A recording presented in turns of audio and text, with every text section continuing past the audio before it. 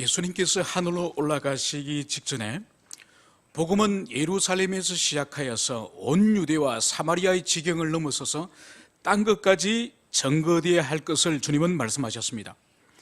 스데반의 순교와 교회의 박해를 주님께서는 이용하셔서 오히려 박해자의 의도와는 전혀 다르게 더 효과적으로 더 널리 복음이 확산되어지고 더욱더 교회가 강성하게 일어나게 하셨습니다.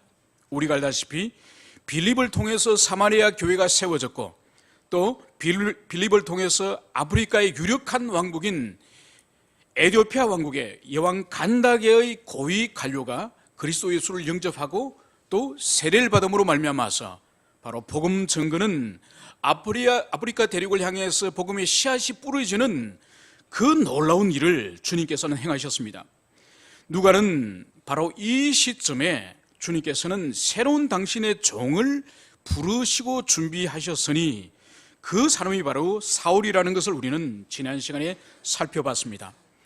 그는 그리스도의 교회와 그리고 예수에 대해서는 매우 맹렬한 분노를 가지고 있는 그런 사람이었습니다.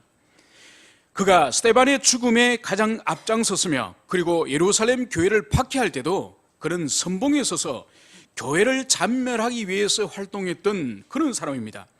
사울은 여기에 만족하지 않고 이방 땅 다메섹에 있는 교회까지, 다메섹에 있는 그리스도인까지 잡아서 체포하려고 대제사장으로부터 공문을 청구하였던 맹렬한 열정을 가지고 있던 그런 사람이었습니다. 그러나 인생 만사는 사람의 뜻대로 되지 않듯이 이 사울은 바로 다메섹 부근에서 한낮에 하늘에서 비치는 강력한 빛 앞에 쓰러지고 말았습니다. 그리고 그는 그곳에서 눈이 멀고 말았습니다. 그런 그 현장에서 예수님을 만난 것이죠. 주여 누구십니까를 그가 불렀을 때에 나는 내가 박해하는 예수니라. 바로 그 다메섹 길에서 이 사울은 자신이 박해하고 자신이 참멸하려고 했던 그 그리스도의 교회의 머리이신 예수님을 만나고 말았던 것이죠. 그래서 눈이 먼 채로 3일 동안 먹지도 마시지도 못하고 흑암 가운데에서 그가 지냈음을 성경은 그것을 말씀을 하고 있습니다. 지금까지 여호와 하나님을 섬긴다는 그 열정으로 그 사명감으로 예수 믿는 사람들을 체포하고 그런 사람들을 감옥에 넣었지만은 그런데 도대체 어떻게 된 일인지 자신이 눈먼 소경이 되고 말았던 것이죠. 그래서 3일 동안 흑암 가운데 있는 동안에 그는 두려움과 혼란 가운데 그는 지냈습니다.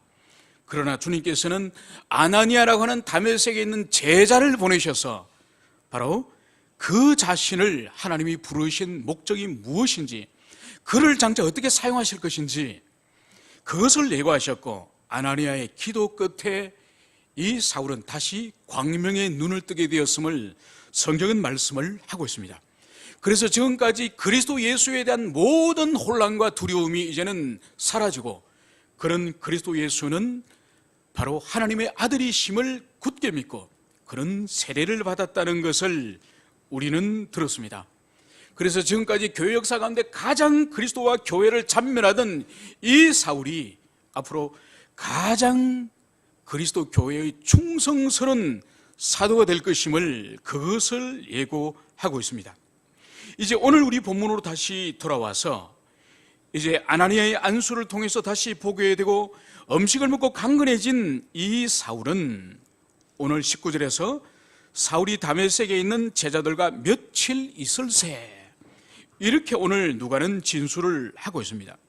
여러분, 지금까지 이 사울이 함께 있었던 사람이 누군가요? 지금까지 사울이 함께 먹고 마시고 지금까지 함께 있던 사람들이 누굴까요? 그것은 바로 예루살렘에 있는 대제사장과 바리새인들과 율법학자들, 이런 사람들과 예루살렘에서 함께 먹고 마시면서 어떻게 하면 그리스도 예수와 그리고 그의 교회를 찬멸할까, 이것을 생각하며 또 이것을 실천하던 사람이에요. 그런데 오늘 이 사울은 바로 다메섹에 있는 제자들과 며칠 있을새, 자신이 다메섹으로 와서 이제 자신이 체포하여서 예루살렘으로 압송해 가려고 했던 그 다메섹의 제자들과 이 사울이 이제 함께 있다. 이것을 오늘 누가가 진술하고 있는 거예요. 그러니까 지금까지 대제사장과 유대교 지도자들과 함께 있던 이 사울이 이제는 예수님의 제자들과 함께 있음을 통해서 이 사울 자신도 이제는 주님의 제자 가운데 한 사람임을, 그것을 여기서 보여주고 있습니다. 여러분, 사람은 그 사람이 어떤 사람인지, 누구인지 볼 수 있는 여러 가지의 기준이 있지만은 그 가운데 하나는 그 사람이 어떤 사람들과, 어떤 부류의 사람들과 누구와 가장 많은 시간을 보내는지, 그것을 보면은 그 사람이 어떤 사람인지 알 수 있는 것이죠. 그러니까 그 사람은 모르지만은 그 주변에 있는 친구들이나 동력자들이나 함께 살아가는 사람, 가장 많은 시간을 보내는 그 사람을 보면은 사실 본인도 알 수가 있는 것이죠. 오늘 사울은 더 이상 유대교 지도자들과 함께 있는 것이 아니라 다메섹에 있는 우리 주님의 제자들과 함께 있음을 오늘 누가는 그것을 오늘 여기서 진술을 하고 있습니다.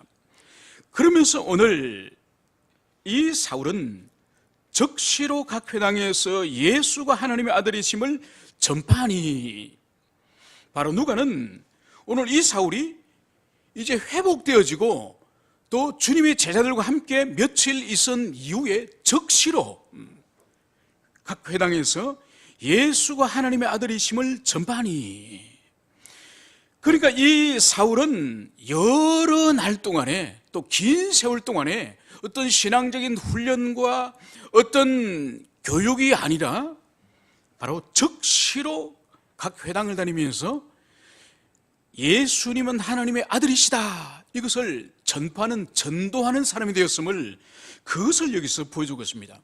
여러분, 성경은 이 복음서에서는 특별히 그리스도 예수를 인격적으로 만난 사람들은 즉각적으로 그 증거하는 반응을 보인다고 성경은 말씀을 하고 있습니다. 여러분들이 성경 가운데, 복음서 가운데에 즉각적으로 그리스도를 만난 사람이, 그리스도를 증거한 사람들이 누가 있습니까? 대표적인 인물들이 누가 있죠? 사마리아 우물가 여인, 그죠? 사마리아 우물가 여인, 바로 그 앞에서 예수님을 만나고 나서 바로 조금 좀 하더라도 우물가에 물기르러 왔던 그 여인이 물 기는 것은 잊어버리고 물동이를 버려둔 채로 그냥 동네로 뛰어들어갑니다. 와보라 이러면서. 그러니까 그리스도 예수를 인격적으로 만난 것은, 그것은 사실 영혼의 충격이거든요. 엄청난 충격이죠. 생애 자체가 뒤집어지는 그런 충격이기 때문에 그 충격은 밖으로 드러날 수밖에 없는 거죠. 그러니까 그리스도 예수를 인격적으로 만나고도 만나지 않은 척을 한다는 것은 불가능한 일이에요. 그래서 오늘 이 사울도 오늘 육신이 회복되어지고 영혼이 회복되어지고 성령이 충만해지니 적시로 각 회당에서 예수가 하나님의 아들이심을 전파하니, 바로 증거의 삶을 바로 살았음을 오늘 그것을 여기서 보여주고 있습니다. 여러분, 그리고 더 나아가서 오늘 이 사도 바울, 이 사울의 이 증거를 우리가 주목할 필요가 있습니다. 지금까지 주님의 이 사도들은 십자가에 못 박히신 우리 예수님을 바로 그리스도라고만 선포했습니다. 여러분, 사도행전 지금까지 9장까지 우리가 살펴볼 경우에 다른 사도들은 예수 그리스도라고 증거하였지 더 이상을 증거하지 않았던 거예요. 그런데 이 사울은 바로 그의 복음 전파의 핵심이 바로 뭔가 하니까 예수가 하나님의 아들이시다, 이것을 예수가 그리스도라와 함께 두 가지를 증거한 거예요.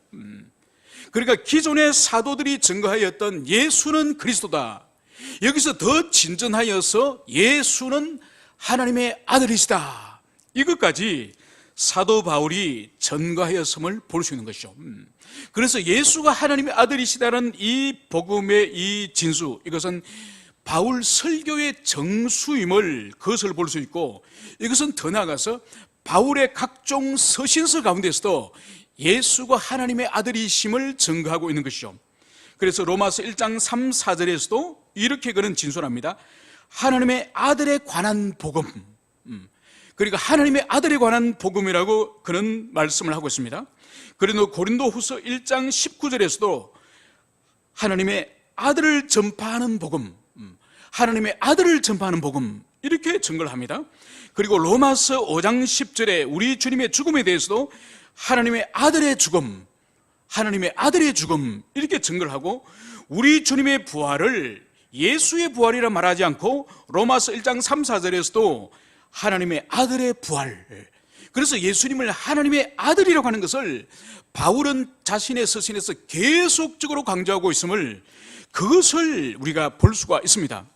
여러분, 이것은 갈라디아서 1장 16절에서 바울의 마음에 주님께서 이것을 깨닫게 하셨다고 말씀하고 있습니다. 그러니까 예수가 하나님의 아들이심을 강력하게 이 사도 바울의 심령 가운데에 그 빛을 주님이 주셨다는 것이죠. 그래서 하나님의 아들에 대한 이 계시는, 이것은 어떤 문제와 관계 있는 거니까 바로 그리스도의 위격과의 문제와 상관이 있습니다. 그러니까 분명히 우리 주님께서는 생전에 성부 하나님에 대해서 말씀하셨고, 당신께서 제위의 성자이심을 말씀하셨고, 그리고 자신이 하늘 올라가신 이후에 바로 제3위이신 보혜사 성령을 보내주신다고 분명히 말씀하셨습니다. 그런데 사도들에게 있어서는, 그들의 전도에 있어서는 아직 그것이 발견되지 않았습니다. 예수는 그리스도이심만을 증거했는데, 이 사도 바울에게 있어 드디어 와서 바로 하나님의 아들이신 그리스도 예수, 이것을 전파하기 시작한 거예요. 여러분, 이것은 어떤 의미가 있는 거 하니까, 그리스도 메시아는 유태인들에게는 의미가 있습니다. 왜냐하면 유태인들에게는 구약의 비달의 그들이 있었기 때문에, 구약의 수많은 메시아 그리스도에 관한 예언이 있었기 때문에 그 성취로서 예수는 그리스도라는 것이 의미가 있지만은, 구약의 빛 아래 있지 않는 이방인들에게는 메시아와 그리스도는 큰 의미를 그들이 발견하지 못하는 거죠. 그래서 오히려 이방인 복음 전파를 향해서 주님께서 이제 그 진리의 빛이 진전됨을 보여주니, 바로 제2위이신 성자 그리스도 하나님, 그분에 대해서 오늘 증거하고 있음을, 그것을 여기서 보여주고 있습니다. 그러므로 이방인들에게 이제 복음이 확장되므로 계시가 이제는 바울을 통해서 점진적으로 확장되고 계시가 발전하고 있음을, 그것을 여기서 보여주는 것입니다. 이제 사울이 회당을 방문하여서 예수는 하나님의 아들이라는 이 복음을 증거할 때에 바로 회당에 있던 유대인들은 모두 깜짝 놀랐습니다. 그래서 이 사람들은 바울을 이렇게 설명을 하는 것이죠. 이 사람이 예루살렘에서 이 이름을 부르는 사람을 멸하려 하던 자가 아니냐. 여기 온 것도 그들을 결박하여 대제사장들에게 끌어가고자 함이 아니냐. 여러분, 지금 다메섹 회당에 있는 유대인들은 이 사울이라고 하는 인물이 왜 이곳에 왔는지, 그리고 이 다메섹에 오기 전에 예루살렘에서 무슨 일이 있었는지 정확하게 이 사람들은 다 알고 있는 거예요.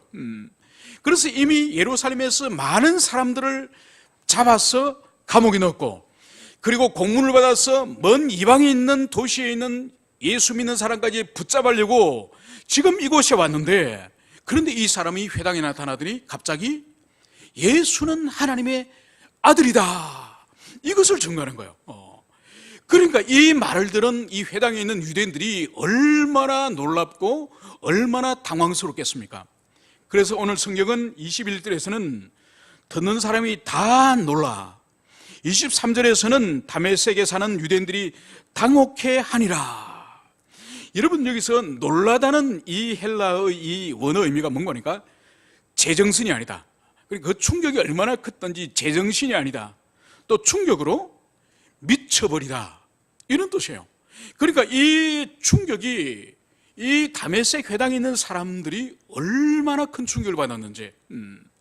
그러니까 그 사울이 회당에 나타났을 때는 자신이 가지고 온 공문을 착 펼쳐보면서, 내가 대제사장으로부터 이런 위임을 받았으니 여러분 회당에 있는 예수 믿는 사람을 다 내놓으시오, 내가 그 사람을 체포하러 왔습니다, 이 말을 할 줄 알았더니 예수는 하나님의 아들이시다, 그 예수 그리스도를 너희들이 믿고 영접하라, 이 말을 사울이 하니까 이 회당에 있는 사람들이 얼마나 충격을 받았겠습니까? 여러분, 1907년도 평양 대부흥이 있던 산정현 교회에서 한 주 동안 사경을 하지 않았습니까? 그죠? 그러니까 저녁마다 회심을 하면서 사람들이 엄청난 죄에 대한 회개를 한 거예요. 그때 이 소문이 주재소, 그리고 오늘로 치면은 파출소, 경찰서, 거기까지 퍼진 거예요. 그러니까 저기 교회 가니까 사람들이 자기 죄를 엄청 사람들이 고백하더라는 거예요. 그래서 어느 순사가 그 이야기를 듣고, 야, 그 산정형 교회 가면은 죄인을 한꺼번에 무더기로 뭐 훔쳤단 말하는 사람도 있고, 사기쳤다는 사람도 있고, 간음했다는 사람도 있고, 별별 죄인들이 다 있으니까 내가 그 교회 오늘 저녁에 가면은 죄인들을 한 무더기로 잡겠구나. 그러면 내가 성질을 하겠지. 이러면서 어느 순사가 거기 간 거예요. 막 길선주 장로님이 막 말씀 전하고 있을 때 사람들이 막 뒤집어지는 거예요. 그런데 이분이 이제 죄인을 찾으면서 이렇게 있다가 가만히 그 설교자의 설교를 집중해서 들어버린 거예요. 이분이 뒤집어져 버렸어. 그리고 막 이분이 이제 순사가 막 뒤집어지니까 사람들이 믿을까요, 안 믿을까요? 신뢰를 안 하는 거죠. 자기도 이 교회에 죄인들이 가득 찼다는 소식을 듣고 죄인 잡으러 왔더니, 집중하여 들어봤더니 자기 심령에 회심이 일어나 버린 거예요. 여러분, 그 일이 여기서 지금 일어난 거예요.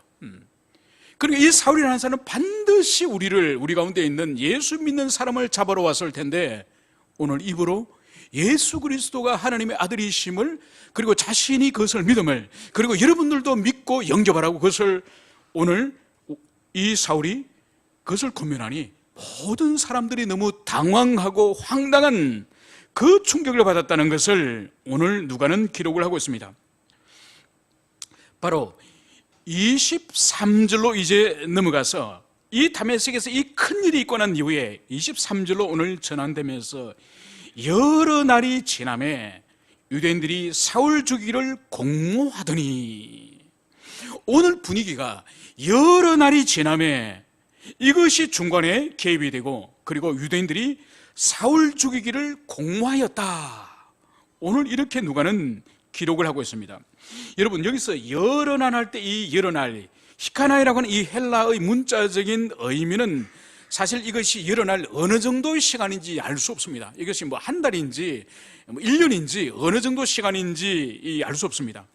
그런데 이 히카나이라는 이 헬라가 이것이 수량이나 어떤 시간에 연결되어서 사용되어질 때는 이것은 많은의 의미예요. 그러니까 이것이 여러 날, 많은 날을 의미하는 것을 볼 수가 있습니다. 그렇다고 한다면은 여러 날은 많은 날이 지난 후 이렇게 번역을 하는 것이 타당하겠죠. 그런데 누가는 구체적으로 이 기간이 얼마인지 밝히지 않기 때문에 우리는 사도 바울의 다른 서신을 통해서 이 빛을 우리가 볼 수밖에 없습니다. 우리가 갈라디아서 1장 16절을 가도록 하겠습니다. 갈라디아서 1장 16절. 1장 16절에서 우리가 어디까지 읽느냐? 19절까지 우리 함께 읽도록 하겠습니다. 우리 찾으셨으면 갈라디아서 1장 16절부터 우리 같이 읽도록 하겠습니다. 시작. 그의 아들을 이방에 전하기 위하여 그를 내 속에 나타내시기를 기뻐하셨을 때에 내가 곧 혈육과 의논하지 아니하고 또 나보다 먼저 사도된 자들을 만나러 예루살렘으로 가지 아니하고 아라비아로 갔다가 다시 다메섹으로 돌아갔노라. 그 후 3년 만에 내가 게바를 방문하려고 예루살렘으로 올라가서 그와 함께 15일을 머무는 동안 주의 형제 야고보 외에 다른 사도들을 보지 못하였노라. 아멘. 여러분, 이것은 사도행전에 오늘 우리가 나누는 이 본문의 빛을 밝혀주는 매우 중요한 구절이에요. 그러니까 사울이 그리스도 예수를 만난 이후에 이제 그 자신이 자신의 혈육과도 의논하지 않았다는 거예요. 혈육과도 의논하지 않고, 그리고 17절에 가면은 자신보다 먼저 사도된 그 12사도들을 만나려고 예루살렘으로 가지도 않고 아라비아로 갔다는 거예요. 아라비아로 가서 이후에 다시 다메섹으로 돌아갔다는 거예요. 그런데 이 사울이 이제 아라비아에 가서 어느 정도 시간이 있었느냐? 18절, 그 후 3년 만에 내가 게바를 방문하려고 예루살렘으로 올라가서 그와 함께 15일을 머무는 동안 주의 형제 야고보 외에 다른 사도들을 보지 못하노라.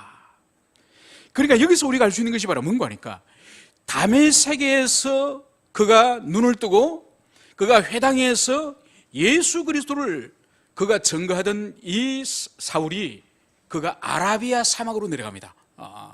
아라비아 사막으로 이제 그가 내려가서 그곳에서 기도를 하고, 그리고 구약에 계시되었던 그리스도 예수에 관한 예언을 그가 3년 동안에 기도하면서 또 주의 말씀에 깊은 감화를 통해서 이제 신약에 그가 증거할 복음에 대해서 이제는 확신에 가게 된 거죠.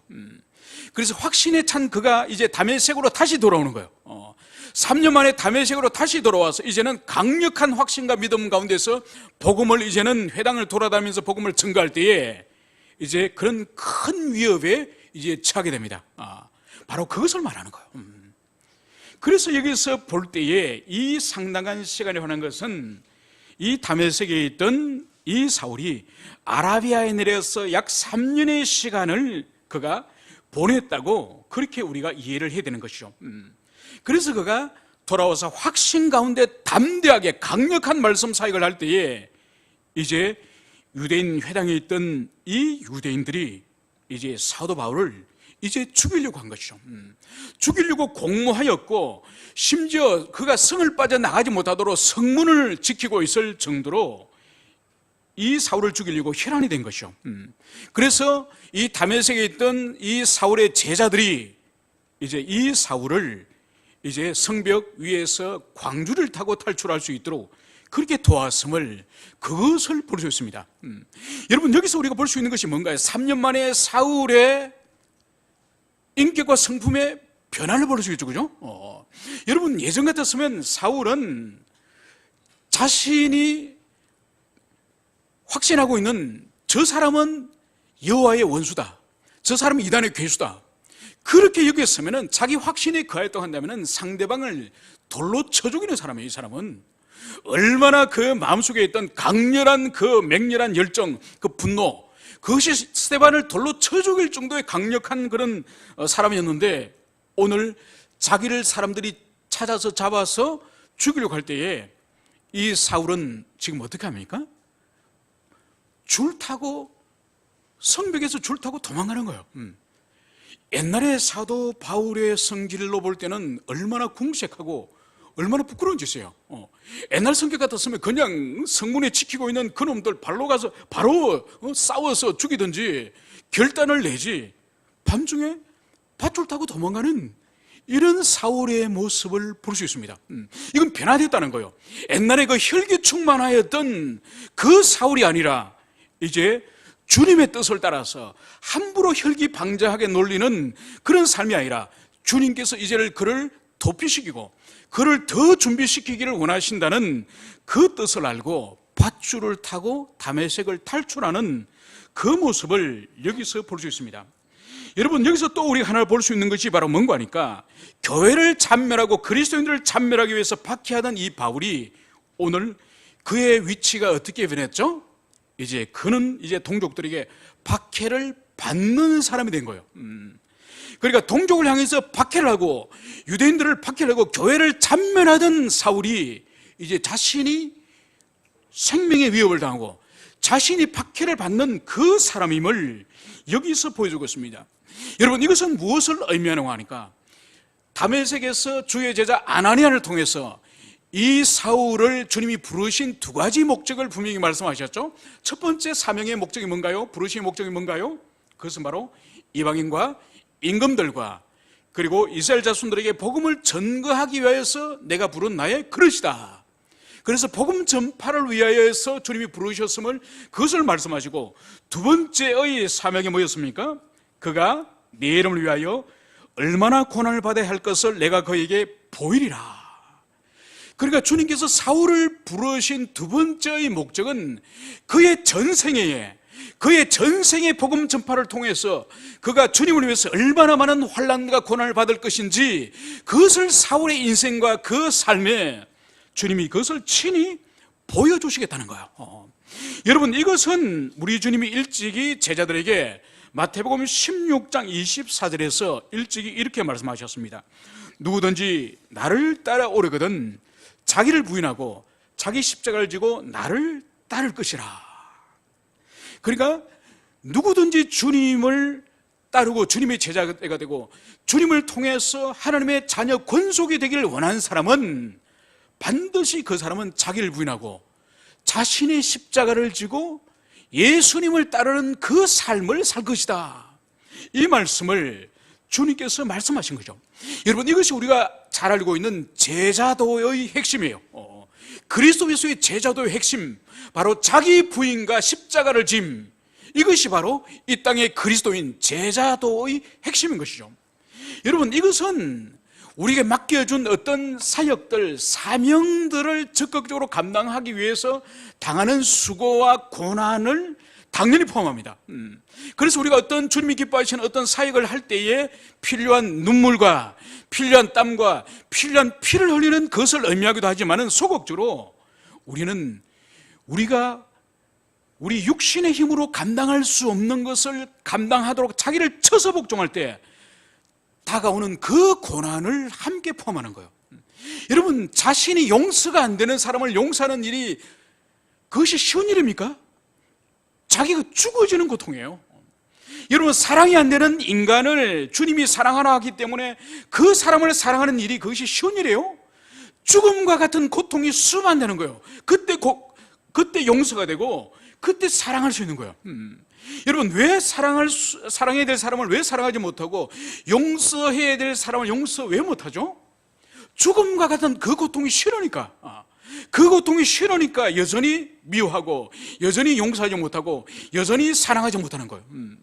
여러분, 예수님이 자신을 따를 자들에게 자기를 부인하고 십자가를 지고 따르라는 그 의미의 본질에는 바로 이 자아의 죽음, 이것이 내포되어 있는 거예요. 그래서 자기 하고 싶은 것 늘 하고 자기 하고 싶은 일들 하고 자기 가고 싶은 데 가고, 그러니까 자기가 원하는 것을 하는 것을 좋아하는 사람은 절대로 자기 부인할 수 없어요. 자기 십자가 질 수 없어요. 여러분, 십자가는 소풍 갈 때 메고 가는 배낭이 아니에요. 그것은 자기 죽으러 가는 죽음의 사형의 형태래요. 그래서 예수님이 자기 십자가를 지고 나를 따르는 것은 나와 함께 죽자, 나와 함께 죽으러 가자, 이것이 자기 십자가를 진다는 뜻이에요. 여러분, 그렇기 때문에 이 땅에서의 성도의 삶은 자기를 부인하고 십자가를 지는 삶이지 면류관을 서는 것이 아니에요. 수많은 사람들이 아직도 교회와 그리스도인들이 이 땅에서 면류관을 서려고 하는 그런 삶을 사는 거예요. 여러분, 오늘날 교회가 이 지상으로부터 사람들로부터 얼마나 많은 수치와 모욕을 받습니까? 그 본질을 파고 들어가면 뭔지 아십니까?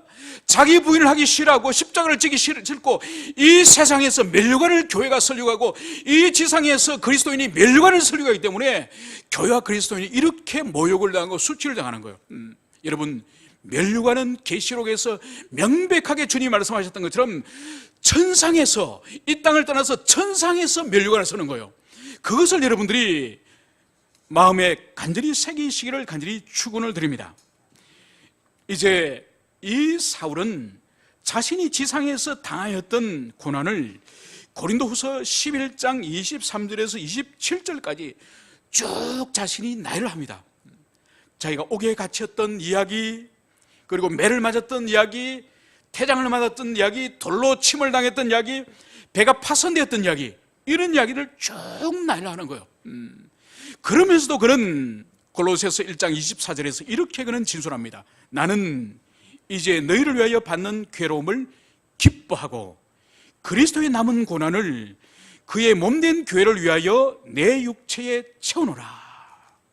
여러분, 바울은 자신이 돌보는 양들을 위해서 괴로움 받는 것을 기뻐한다고 말씀하고 있는 거예요.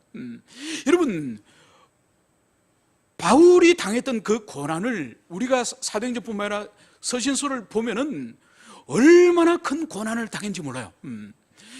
그러니까 예수님만큼 그렇게 당한 고난은 아니지만은 그가 당한 고난은, 예를 든다고 한다면은 예수님도 3년을 가르치고 자기 생명을 던진 그런 제자들이었지만은 마지막에 주님을 부인하고 다 도망하는 것 같지 않습니까? 그죠? 여러분, 바울에게도 이런 고난과 고통이 있습니다. 그 대표적으로 그 자신이 많은 교회를 개척하여서 교회를 설립했지만은 그 한 교회를 예로 든다면 고린도 교회.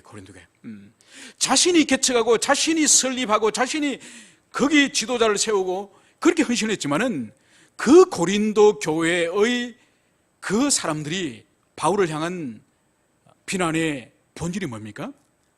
당신 사도 맞아? 당신 사도 아니야? 당신 예수님과 같이 밥 먹은 적 있어? 당신 예수님이 가르침 받은 적 있어? 여러분, 고린도 교회에서 일관되게 계속적으로 사도 바울을 고통스럽고 괴롭게 한 것이 바로 뭔가 하니까 그 교회를 설립하고 그 교회를 모든 양육을 한 그 바울을 향해서 당신은 사도가 아니야, 이런 인격적인 모독을 준 교회가 고린도 교회.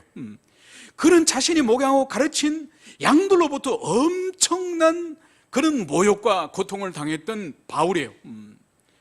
그것을 오늘 골로새서 이 1장 24절에서는 그 괴로움을 기뻐하고 그것을 기뻐한다는 거예요. 그리고 그리스도의 남은 고난을 그의 몸된 교회를 위하여 내 육체에 채워놓으라. 여러분, 여기서 이 본문을 우리가 오해를 해서는 안 됩니다. 그리스도의 남은 고난, 주님이 십자가 당하시고 죽으셨던 그 죽음과 고난이 부족하냐, 그런 의미가 아니에요. 부족하기 때문에 아직도 다 채워지지 않은 고난을, 남겨진 고난을 바울이 대신 채운다는 의미가 아니에요. 이것은 주님께서 제자들 향해서 땅끝까지 이르러 복음을 전가하라고 말씀했지 않습니까? 그죠? 그리고 그것이 오늘날 이 세대까지 우리들에게 주어진 것이죠. 그래서 예수님의 십자가의 고난과 죽음은 완전한 고난이요, 완전한 그분이 대속하셨지만은 오고 오는 세대 가운데 그리스도인들이, 성도들이 교회를 위해 헌신하고 복음을 전가하면서 당하는 고난들이 있지 않습니까? 그죠? 이 고난이 성도의 고난이지만은 성도와 그리스도가 연합되어서 한 몸을 이루고 있기 때문에 성도들이 당하는 그 고난이 주님의 입장으로서는 바로 주님이 당하시는 고난이에요. 그런 의미로 이것을 해석이 되는 거죠. 그래서 바울은 자신이 교회를 위해서, 선교를 위해서 당하는 모든 그 고난을 자신의 육체에 채우겠다, 그 고난을 피하지 않고 그 고난을 그대로 담당하겠다, 이것을 결단하고 있는 거예요. 여러분, 그렇기 때문에 오늘날도 우리가 우리 자신의 죄악이나 우리 자신의 허물 때문에 당하는 고난 말고, 우리가 죄를 지어서 당하는 애매한 고난 말고, 우리가 예수로 인하여서 복음 전파로 말미암아서 당하는 고난이 우리에게 있는지, 그것을 우리는 성찰할 필요가 있습니다. 만약 우리에게 예수로 말미암는 고난이 없다고 한다면은 우리는 그리스도 예수를 향한 헌신의 삶이 없기 때문에 고난이 없는 거예요. 오늘 사울은 이 다메섹을 이제 탈출하여서 오늘 성경은 그가 예루살렘으로 돌아왔음을 그것을 오늘 여기서 말씀을 하고 있습니다. 여러분, 3년 전에 다메섹으로 출발할 때 이 사울의 모습은 어떤 모습이었습니까? 그는 살기등등하여서 예루살렘에 있는 교회를 일망타진할 뿐만 아니라 이제는 다메섹에 있는 교회까지 일망타진하여서 그 사람들을 끌고 오고자 했던 그런 살기등등한 그 악한 열정을 가지고 그는 떠나지 않았습니까? 그런데 3년이 지난 후에 이 사울이 예루살렘으로 돌아올 때는 이제는 어떤 모습으로 그가 돌아오게 됩니까? 그는 이제 그리스도 예수의 증인이 되어서 이제 예수 그리스도는 하나님의 아들이심을 증거하는 그리스도의 사도가 되어서 이제 이 사울은 돌아오게 된 것이죠. 그런데 이 사실을 예루살렘에 있는 제자들은 이 사실을 모릅니다. 이 사실을 모르고, 그래서 사울이 돌아와서 예루살렘에 있는 제자들과 이제는 교제를 하기를 원했지만은 이 사울의 변화의 진정성에 대해서 예루살렘에 있는 이 제자들은 아무도 신뢰를 하지 않는 것이죠. 사울을 신뢰하지 않을 뿐만 아니라 오히려 3년 전에 그가 교회를 박해하였던 그 살기등등한 모습에 오히려 이 사울을 두려워하고 있었던 것이죠. 그래서 사울이 사도들과 제자들과 지금 교제하고 할 수 없는 이 상황에서 바로 중간에 나선 사람이 누구죠? 바나바입니다. 바나바. 그래서 이 바나바는 일찍이 자신의 밭을 팔아서 사도들 앞에 둠으로 말미암아서 자신의 재산을 예루살렘 교회 구제에 헌신하도록 사용하도록 그렇게 내어놓은 그런 사람이죠. 그래서 이 바나바는 사도는 아니지만 사도 못지않은 예루살렘 교회에 깊은 존경을 받는 그런 훌륭한 인물임을, 그것을 성경은 말씀을 하고 있습니다. 그래서 이 바나바가 이 사울을 데리고 이제 사도들 앞에 데려간 것이죠. 그래서 이 바나바가 자신이 이제는 보정인이 되어서 이 사울을 이제 보정하는 것을 여기서 볼 수 있습니다. 그는 이렇게 사울을 보정하는 것이죠. 성경은 그가 길에서 어떻게 주를 보았는지와 주께서 그에게 말씀하신 일과 다메섹에서 그가 어떻게 예수 이름으로 담대히 말하였는지를 전하리라. 여러분, 바나바는 의심하고 불안해하고 있는 이 예루살렘 교회의 제자들과 사도들을 향해서 오늘 이 사울에 대해서 구체적으로 상세하게 오늘 보정하는 것을 볼 수 있습니다. 그러니까 그가 길에서 어떻게 주를 보았는지, 다메섹에서 가던 그 길에서 이 사울이 주님을 어떻게 환상 가운데 어떻게 만났는지 그것을 명백하게 오늘 설명을 합니다.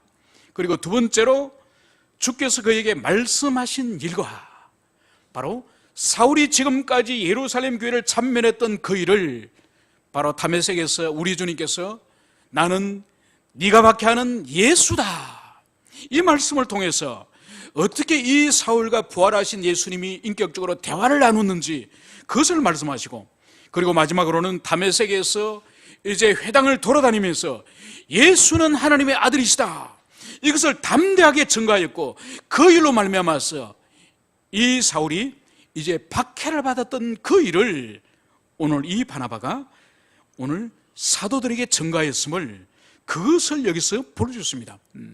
여러분, 여기서 우리가 볼 수 있는 것이 바로 뭔가 하니까, 하나님께서는 당신의 자녀들, 당신의 종들을 지키시고 보호하시기 위해서, 또 그들을 세우기 위해서 절묘하게 당신의 사람들을 서로 사용하신다는 거예요.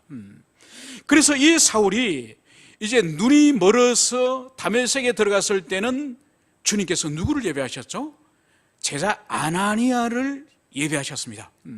그래서 아나니아를 보내서 기도하고 그로 하여금 눈뜨게 하였다고 한다면은, 이제 예루살렘으로 돌아와서 이제 사도들과 교제하려고 할 때는 사람들이 모두 그를 불신하고 있을 때에 바로 이 예루살렘 교회에서 존경받던 그 바나바, 이 사람을 주님께서 사용하여서, 그래서 이 사울이 이제 사도들로부터 공인을 받는, 이제 공인을 받는 사도가 됨을 오늘 여기서 보여주는 거예요. 여러분, 하나님께서는 당신의 종들을, 당신의 자녀들을 서로 지체 간에, 서로 사람들 간에 사용하여서 그 사람들을 세워가는 그 모습을 볼 수 있습니다.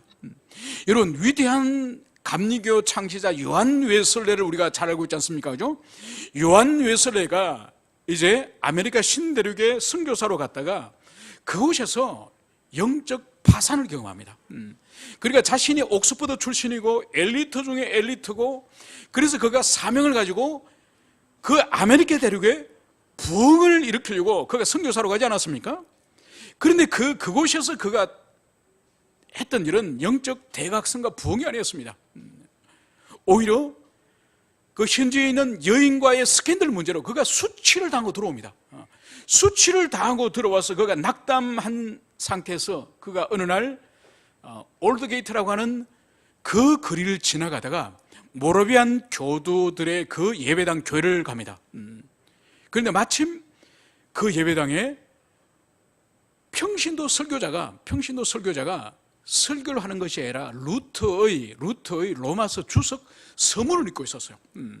그러니까 설교를 제대로 하는 유능한 설교자의 설교가 아니라 루터의 로마서 주석 서문을 읽고 있었는데, 설교는 읽고 있었는데, 그거를 듣고 요한 웨슬레가 그 옥스퍼드에서도 회심하지 못했던 그 요한 웨슬레가 그 무명의 설교자를 통해서 영적 대각성이 일어납니다. 그때부터 이 요한 웨슬레가 예전의 요한 웨슬레가 아니에요. 위대한 설교자, 위대한 교회의 지도자로 그가 변화되어지는 거죠. 그래서 하나님께서는 한 사람의 무명한 자를 통해서, 또 한 사람의 당신의 일꾼을 통해서 또 다른 사람을 깨우고 또 다른 사람을 세우고, 그래서 주님께서 사용하심을, 그것을 여기서 볼 수 있는 것이죠. 오늘 28절과 29절에 따르면은 사울은 제자들과 함께 있으며 예루살렘에서 예수 이름을 담대히 말하며, 여러분, 다메섹에서 예수 이름을 담대히 전하였던 이 사울은 예루살렘에 와서도 동일하게 담대하게 그리스도 예수의 복음을 전파하였음을, 그것을 보여주고 있습니다. 그런데 우리가 여기서 주목할 것은 헬라파 유대인들과 함께 말하며 변론하며, 여러분, 여기서 우리가 주목할 것은 예루살렘으로 올라왔던 이 사울이 복음 증거를 하였던 그 처소, 그 회당이 어딘지를 오늘 누가는 그것을 기록하고 있으니 헬라파 유대인들을 만나서 복음을 전했다는 거예요. 여러분, 일찍이 헬라파 유대인들, 헬라파 이 회당을 돌면서 복음을 전한 사람이 누구였습니까?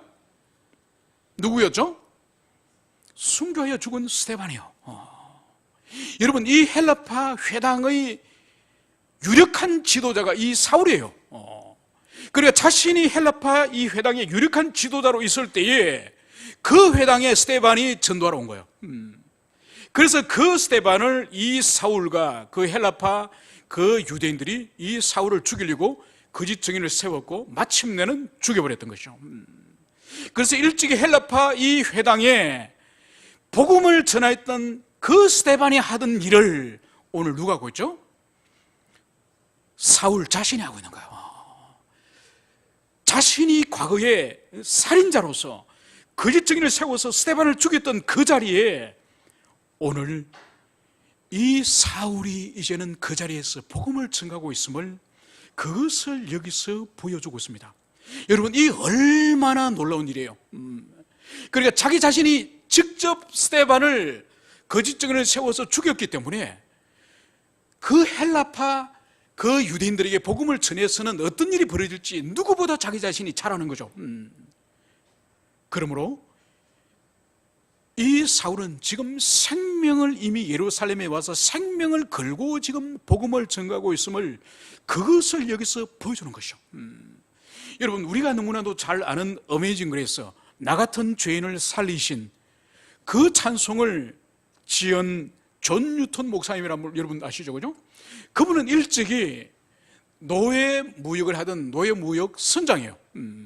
그러니까 수많은 노예들 아프리카 가서 사냥을 하고, 그 사냥을 해가지고 배에 가득 태워가지고, 그리고 여러 달을 대서양을 항해하면서 그 배 안에 타 있는 흑인 그 노예들을 성추행하고 성폭행하고, 그리고 그 병든 노예들을 바다에 빠뜨려 죽이는 그 끔찍한 일을 이 존 뉴턴 목사님이 하지 않았습니까? 그런데 그 생애 말년에 그가 예수 그리스도를 깊이 만나는 거죠. 그러면서 지금도 여전히 영국과 미국은 대대적인 흑인 노예 무역을 왕성히 하고 있을 때에 그 노예 해방의 깃발을 앞장서서 들은 사람이 누군가요? 노예 무역의 선장이던 존 뉴턴, 바로 이분이 노예 해방을 부르셨던 것이죠. 여러분, 이것이 복음의 능력이에요. 가장 자기 자신이 절규하였던 죄악을 그리스도 예수를 믿고 나서는 가장 그것을 절규하여서 그것을 거부하고 그것을 끊고자 외칠 수 있는 그것이 바로 복음의 능력이요. 그리고 한때는 그 죄를 가장 먹고 마시면서 절규하고 그것을 누렸던 그 죄인이 바로 그리스도 예수의 사람이 되면은 그 죄를 우리가 끊어버리자, 그 죄로부터 우리가 자유하자, 이것을 외칠 수 있는 능력이 바로 복음을 통해서 우리가 그것을 덧입힐 수 있음을 오늘 그것을 보여줍니다. 자신이 죽였던 스데반, 그 스데반이 헬라인 회당을 찾아와서 복음을 전하는 그 일 때문에 죽었는데, 이제 사울이 자신 스스로가 그 헬라파 그 유대인 회당을 다니면서 오늘 전가하고 있음을, 그것을 여기서 보여주고 있습니다. 오늘 이러한 사울을 향해서 오늘 헬라파 유대인들은 이 사울이 과거에는 자신의 동력자였지만은 이제는 배신자가 되었기 때문에 이 사울을 살려둘 수 없고 죽이려고 또 업무를 꾸민 것이죠. 바로 이때에 주님께서는 이 위기를 예루살렘에 있는 형제들로 하여금 알게 하시고, 그리고 이 사울을 가이사라로 이제 데려가서 그 가이사라 항구에서 이제 배를 태워서 이제 고향 다소로 안전하게 주님께서 보내셨음을, 그것을 여기서 볼 수 있습니다. 이제 다소로 이제 사울은 돌아갔습니다. 이 사울을 주님께서 세우시고 준비하셨지만은 아직은 주님께서 사용하실 때가 아닙니다. 사도행전 11장에 가서야 이 사울은 교회 역사의 그 무대에 본격적으로 등장하게 됩니다. 아직은 주님께서 사용하실 때가 아니에요. 그래서 상당한 시간 동안에 최소한 5, 6년의 그 시간을 이 고향 다소에서 이 사울은 사람들에게 이제는 기억 속에서 잊어버린 채로, 망각돼 버린 채로 이제는 침묵의 시간을 그가 보내게 됩니다. 그래서 그는 회심하여서 주님을 처음 만나는 시간부터는 약 9년에서 10년이 지난 이후에 이제 다소로 찾아온 바나바에 의해서 안디옥 교회 공동 목회를 하면서 비로소 교회 역사 가운데 등장하게 되는 것이죠. 그래서 주님께서는 당신의 백성들을 부르시고 사용하시지만은, 그러나 침묵의 시간, 광야의 시간, 준비하는 시간이 있음을, 그것을 보여주시는 거죠. 그래서 오늘 위기 가운데 있는 이 사울을 당신의 제자를 통해서, 종들 통해서 또 감추시고 더 준비하시도록 그렇게 주님께서 역사하심을, 그것을 부르셨습니다. 이제 말씀을 우리에게 적용하고자 합니다. 주님께서도 우리를 긴 시간 동안에 연단하시고, 긴 시간 동안 훈련하시고, 때로는 다른 지체를 통해서 우리를 세우시고, 때로는 다른 지체를 통해서 우리를 회복시키시고, 그렇게 주님께서는 당신의 백성들과 종들을 연단하시고 훈련시키시는 그런 분이심을, 그것을 가슴에 새기시기를 간절히 축원을 드립니다. 함께 기도하시겠습니다.